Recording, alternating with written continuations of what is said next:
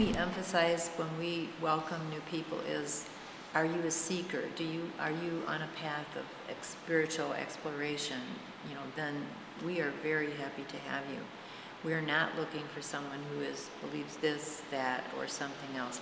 We are simply looking for people who are sincere seekers, and that's how people come to us. They are looking. George Fox was the young person. He was quite a young man, and he was part of the English, culture, and he was very. He felt like the Church of England was strangling people with their rules and ritual and all that kind of thing. And he went back to the Bible, and he was pretty much a mystic and connected with God in his own personal way. And then he began preaching to people that it was not good what the Church of England was doing, and that people should throw that off, and they should go back to the basics and find their own way with God. And he got into a lot of trouble doing that, as you can well imagine, and Quakers were in prison a lot at the beginning. I'm not sure I could handle that kind of outreach and witness, because they really did get some bad treatment, and they also got imprisoned. But they persisted, and as Ann mentioned, people found sitting in worship together and listening for what God might have to say to them was really working for them. They were finding it was inspiring. And there are some branches of Quakerism today that do have ministers, and they do have singing, and they do also have silence as part of their worship. Our particular branch of Quakerism is unprogrammed worship, which means we sit in silence and we wait for the Spirit to move us if we have something to say to each other or to God. And that really works for us. I mean, I think we have when that is really happening, we call it a gathered meeting, and you can literally feel it when you enter the room. Sometimes people can really feel that it has gathered, and we are, with the Spirit. So it can be very inspiring.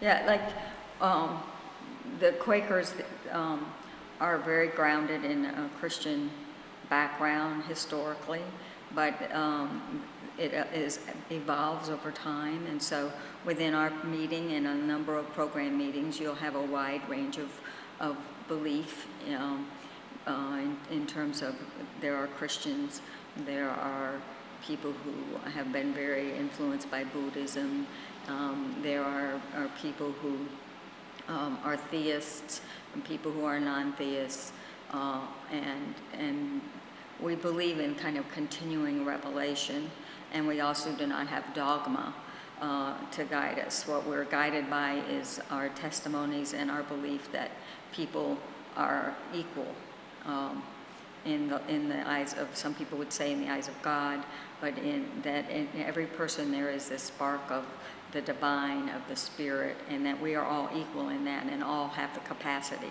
to lead really good lives.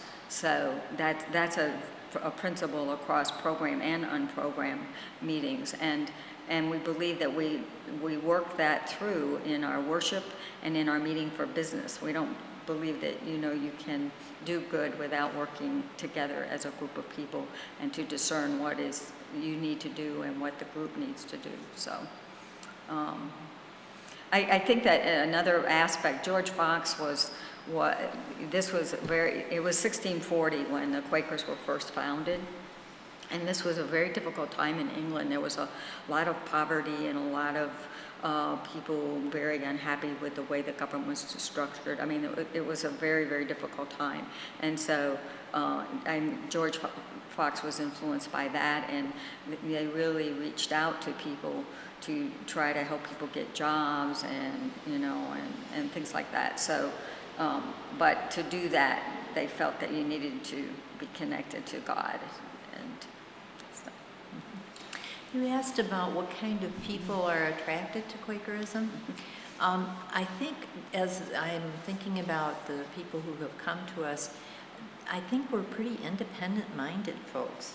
That is to say, part of the reason that we gravitate to Quakerism is that George Fox said, Christ saith thus, what dost thou sayest?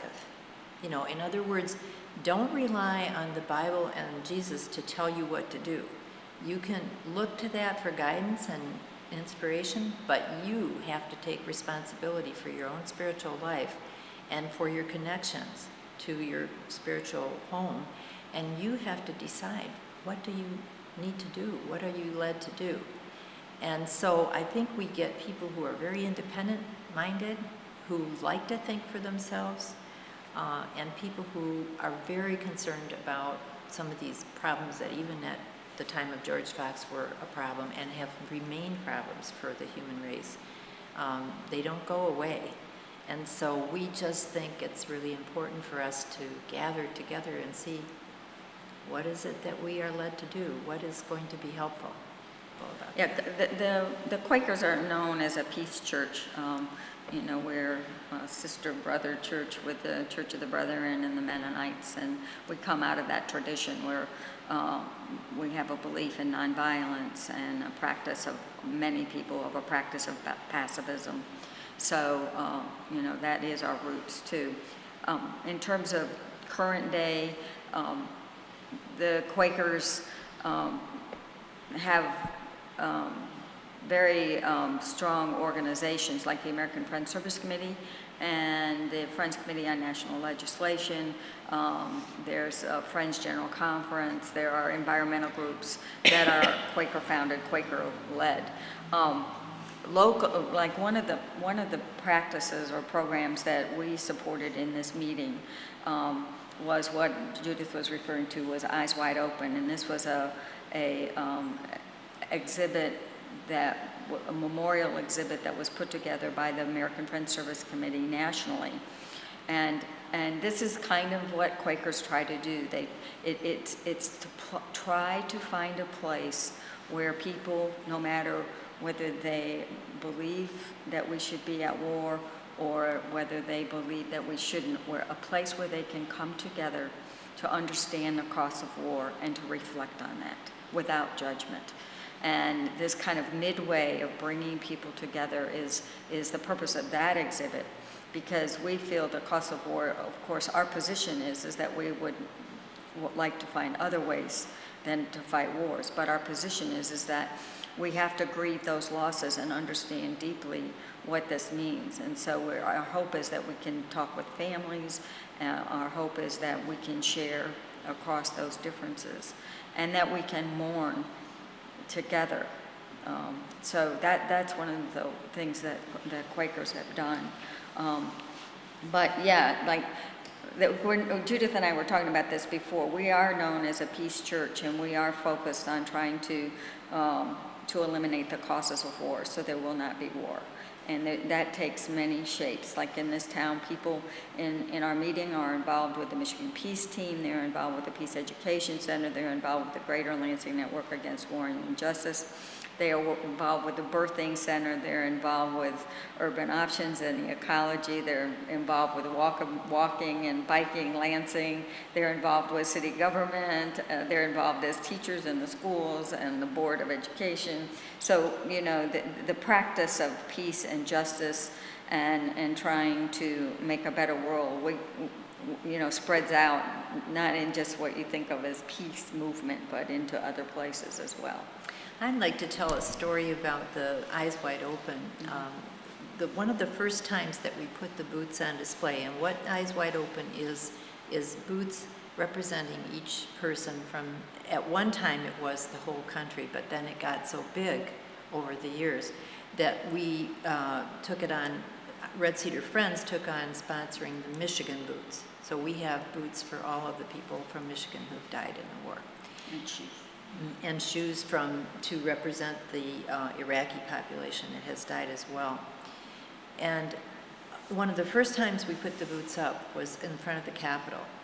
And we had them lined up in rows, and quite often people will, there's a tag on each pair of boots that tells who they represent. And then often families will put other things as well. Might be a picture, could be something, you know, some kind of memento. And I was photographing that day some of the people who were coming to visit the exhibit, and a man came who was dressed in a World War II uniform. And he was an older guy, he was probably 70 at least, and he was walking through the booths with such tenderness and such reverence. And so I asked him if I could take his picture, and I did. And then I just stopped to talk with him for a while, and his first question to me was, who is going to take care of these booths? And then I could tell him, that we were committed to doing that. And he was so touched by it. He just said, this is a wonderful thing. I'm so glad you're doing it.